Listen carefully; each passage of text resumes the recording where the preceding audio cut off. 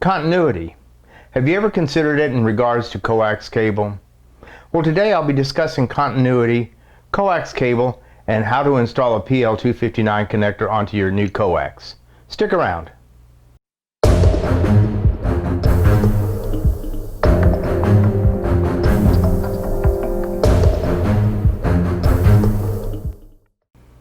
One of the most important parts of your ham radio shack, or ham radio hobby that is the coax cable.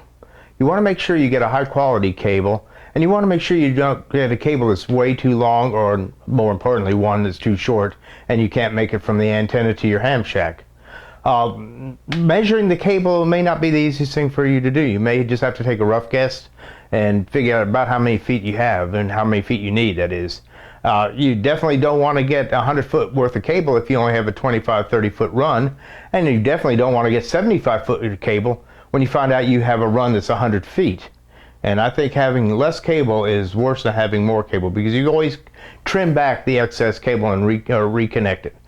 Some people are not comfortable putting their own connectors on, so maybe buying a pre-connected cable would be the best option for you. And if you're really not sure how much you need, I would suggest getting more than you really need. So if you think you only need about 50 feet, go ahead and get 75 feet. It's all right to have a little bit more. You really don't want to have too much though. You don't want to have all this. For example, you don't want to need 25 foot run and get 100 foot of cable and have 75 feet of cable just laying around. That also is just adds to the signal loss as well as routing problems as well. Now I go to a website and get mine cut, and then I'll put my own connectors on. I went to DX Engineering on this case, and by the way, I'm not being sponsored by DX Engineering. They're just one of the companies I deal with. I deal with DX Engineering, Ham Radio Outlet, and also Gigaparts. So I deal with different companies. I just happen to be on DX Engineering for this particular purchase. And I went ahead and got a 100 foot roll of cable with no connectors on it, as you can see here.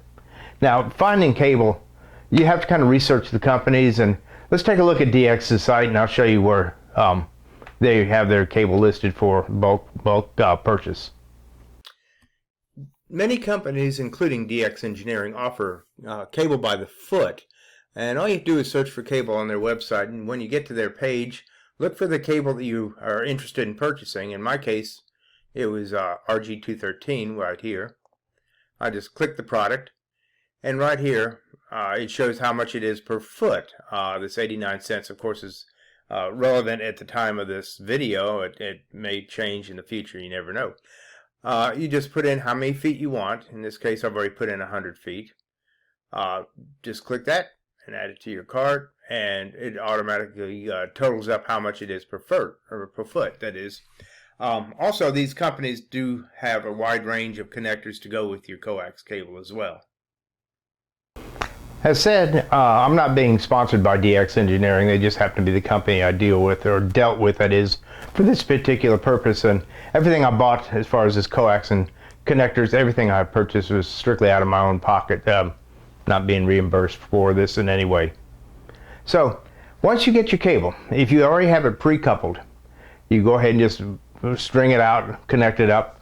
You put your coax seal and your tape or whatever you need to put on your one end of the antenna where it connects to the coax seal where it connects to the antenna. Run the other end of the shack and you're good to go. Now, if you're gonna go ahead and couple, or actually couple your put the couple on your cable, there's a few other steps you have to take, and let's go ahead and take a look at those. Then after that, we're gonna go ahead and test our cable to make sure that we have got a good run of cable, that we've not put a, in this case, PL259 on it and had a bad connection on it. Well, I'll show you the continuity testing and put the cable on the meter itself and show you how it tests to make sure it's a good run of cable. Okay, I'm about ready to get to work here. I've got all my tools on the table here. I've got my soldering gun, which is out of camera range right now, heating up.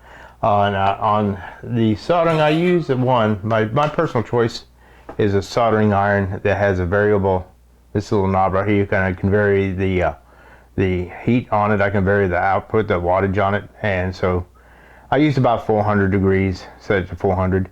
I also use a broader, I don't think you can see it that well on this, but I use a broader tip than the finer point. Some people use a flat tip on their soldering gun. I just use a broader point. It's not the most delicate point. I'm going to stick this back over here and let it heat up.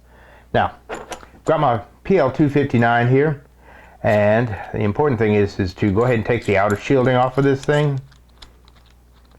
And you want to go ahead and slip the outer shielding onto your coax cable. Make sure you put it on the cable the right way, so that you can go ahead and slide it back on and secure it back. If you don't put this on first and you have coax on the other end of the cable, you're not going to get this on. So make sure you're correctly, the threads up here, slide that onto your coax cable. Just let's slide it out of the way here. Now, next I want to go ahead and measure how much of the outer insulation I need to cut off. So I put the tip of the PL 259 to the top. You can give it just a little bit more room on top, and be a little bit on top, because you can trim this off. And just go back to the base, where the base of the 259 comes up to the coax. Kind of mark it with your thumb. Take a straight razor, or a straight blade that is, and just kind of cut around the coax itself.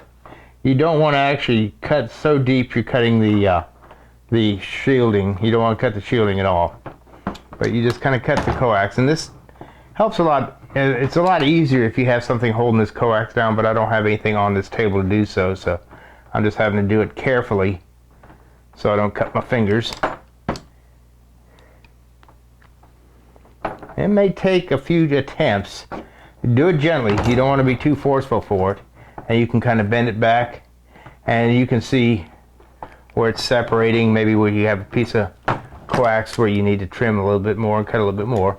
Just gently pull it back and separate, cut the coax from the cable itself. And like I said, gently pulling it. The RG213 is relatively stiff coax and not as easy to work with. It's easier to work with than LMR 400, trust me, but it's still stiff nonetheless. And once you've seen it, you completely severed the rubber outer insulation from the coax, go ahead and just twist, and you can pull it right off. And there I've got the insulator, and you can see I've got the coax with the shielding here. Now, here's what I do next, is I go ahead and remeasure, and I measure from, use my file here as a pointer, I measure from this part of the coax where it's been cut to where the holes are in the PL 259 here. There are little holes here that the braiding will show through. I measure that, just get a visual measurement on it. And so you want to see about where this particular coax and this particular shield right here, they even up, and you want to make sure that this is the part that's going to be shielding the cable itself. So what I do in this one section down here, this lower section, just like I said, keeping a visual on it, using a thumb, I want to go ahead and coat this part of the coax with solder. Okay, I'm going to go ahead and tin the top of this just a little bit more. This is a new tip. I'll place it onto the braid itself, and with some solder, I'm trying to put a base coat of solder on here that will give the shielding something to work with when I put the connector on. Again, this works a lot better if I have something to hold this shield down with. Now I'm having to do this by hand, so bear with me here.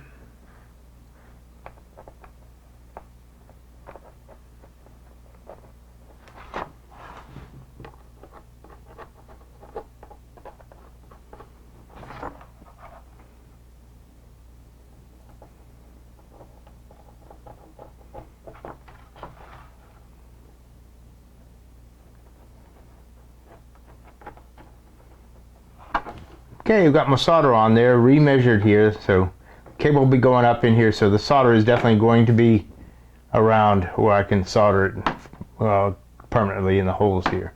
So let's go ahead and just trim off the outer braided cable here.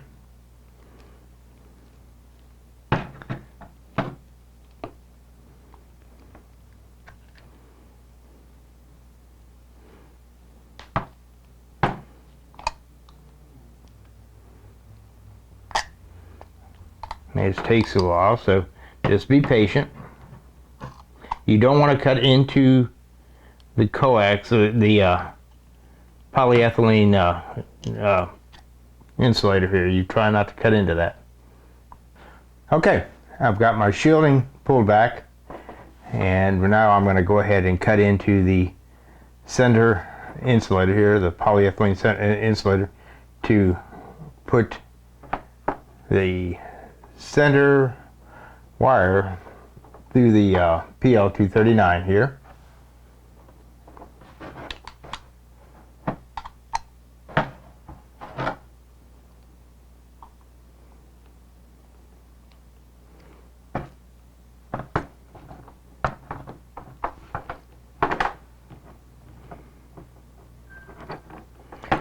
Again, you want to be careful that you're not cutting into the center wire itself. Alright.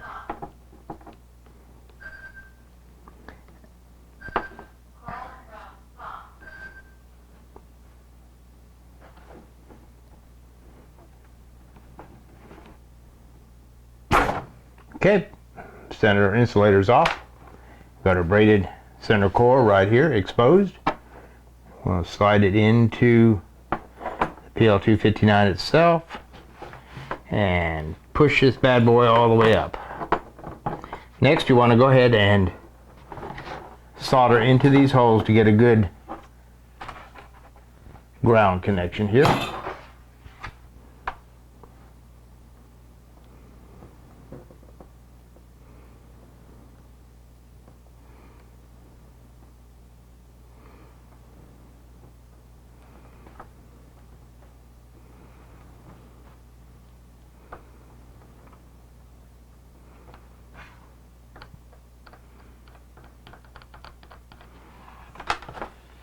And what I recommend is go ahead and do one hole, let it cool down some, and to do the other hole. But you want to do all the holes on here. Okay, next we're going to go ahead and trim the center core off here, because we don't need all that sticking out.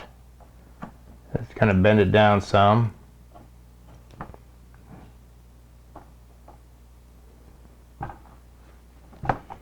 And trim it off.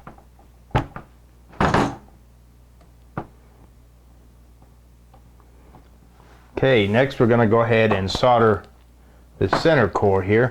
You want to make sure that solder is actually in the core itself, bonding to these wires itself.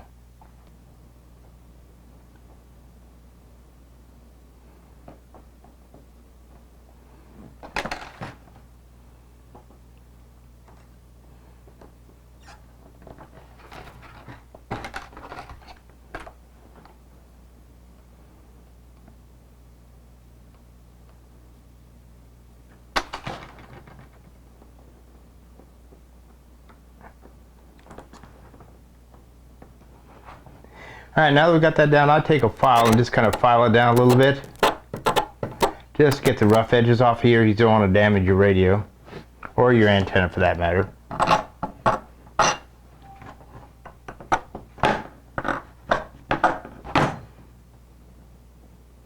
Once it feels like it's fairly smooth, you can go ahead and put this aside after connecting the end to it.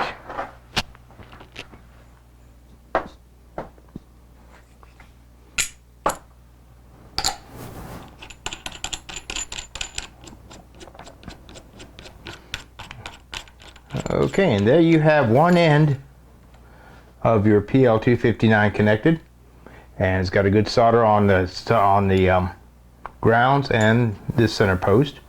So just go ahead and duplicate your efforts on the next one, and then we'll test the cable. Okay, we have gotten our ends put onto our coax. Now we're going to test the continuity of not only each end but of the whole cable in general. And if you're familiar with continuity, or if you're not familiar with continuity, it's basically, continuity is the presence of a complete path for a current flow. So what we want to make sure is that we're not getting a current flow from our ground shield to our center post on our coax, because that would indicate a short there, and that would definitely be a problem. So I'm going to use my meter here. I'm going to set it to, you have to use whatever your meter you're using, you have to look it up, but usually it's defined by a little audible wave sound or indicator right about here. So I'm going to go ahead and first, if I don't know if you're going to pick this up or not, but I'm going to test to make sure we got connection here. So I'm going to put these two together and you should hear a beep. Okay, alright. Now, when we're testing the cables here, I want to make sure I don't hear that beep when I touch the ground to the center post. So this is one end of the coax, touch it to the ground. Now I'm going to touch this one to the ground also here. Here's the ground part. I'm going to test to the ground so it lets you hear. If we have a short, I will hear this. Okay. Now I'm going to test it to the center post here. I should not hear any tone at all. No tone. Okay, there's no short in this connection. So let's go ahead and grab the other connection here. If I can find it. Come here. Alright, do the same thing. I'm going to put one of the terminals against here, the other against the center post. Nope, no sound. So that's good. That's good. So we'll go ahead and test both of them.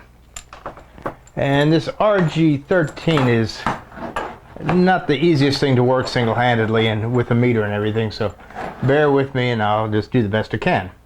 Alright, I want to touch on one end of this one coax right here, end of coax, and then I've got the other end of the coax right here. I'm going to see if I can pull that out some. Alright, now I'm going to touch the shield to shield here, and I should hear a beep. I do. Cool. That means there's a connectivity between this shield and this shield. Down here with the center post and center post. Yep, got a connection there. Now, just for the sake of testing, I'm going to do center post to this ground. No sound. Okay, this ground on this cable to this center post. No sound. Okay. That indicates we shouldn't have any shorts in this cable at all. So now let's go ahead and hook it up to our analyzer and test the test the cable length for one and see how it stands. Okay, I'm going to test the length of this cable using the cable analyzer. I'm using the MFJ 269D. As you can see, I've got one end of the cable attached to the analyzer. I want to turn the meter on, which is on already, and I want to go ahead and get into advanced 2 on this particular meter. So you press the gate and the mode button together. That's advanced 1. We're going for advanced 2. Press it again. Advanced 2. Okay. And as you can see, it says velocity factor there. It said it's 66. And I looked at the website, and the velocity factor for this particular cable is 81. So I'm going to use the gate button to bring this up to 81. So bear with me here.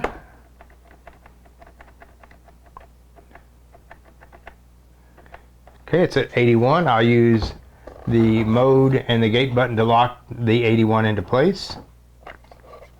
Okay. Now I'm going to start at the lowest frequency here, and I'm going to scan the frequency till I get 0 on the X reading and 0 in down in the bottom here.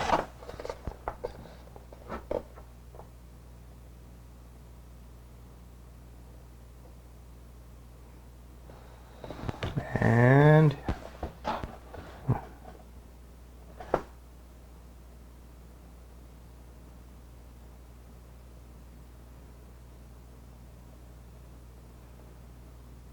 okay, the lowest this is going to go to is 2 right there, as you'll see. And you'll notice up here it says first press gate mode again. And that is, you'll see, it'll come to second. So next thing you do is switch up to the next highest frequency until you get 0 on the X and 0 in the ohms.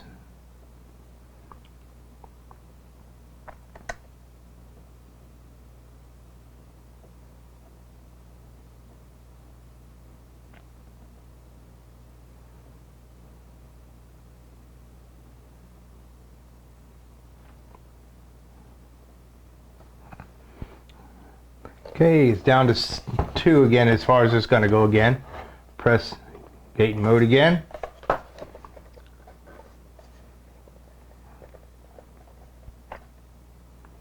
And this one is showing, after pressing again, I had to press again, I couldn't see what I was doing. It's showing 120.7 feet. So it's over 100 foot worth of cable, and I paid for 100 feet, so they gave me a little extra. And I'm really going to worry about that. Now I've got a little cable to spare there. So that's how you get your cable distance using this particular meter. You can also do it with cable that has no end connected to it at all. You can have it complete open, no problem at all. Okay, that's testing both the continuity and how long the cable is itself. Well, that's it, guys. You get yourself a length of cable, you figure out how much you're going to need, you cut it to length, then you connect your 2 PL 259s to it, soldering them on, or you can crimp them on. I choose to solder in this case. And when you get through, you can check the continuity. In other words, to make sure you don't have any short in the cable itself. Now, the next thing you can do is go ahead and test the SWR by attaching it to the radio and an SWR meter and putting a dummy load on the SWR meter so you're not actually transmitting. But I'm not going to go that far because the cable test is pretty good, and I'll be testing it anyway after I have it installed on the antenna itself. So that's about it. If you have any questions, just leave them below, and if you haven't already, go ahead and subscribe and click that bell to be notified of upcoming videos. And until next time, see you on the airways. This is Steve, K4SRF.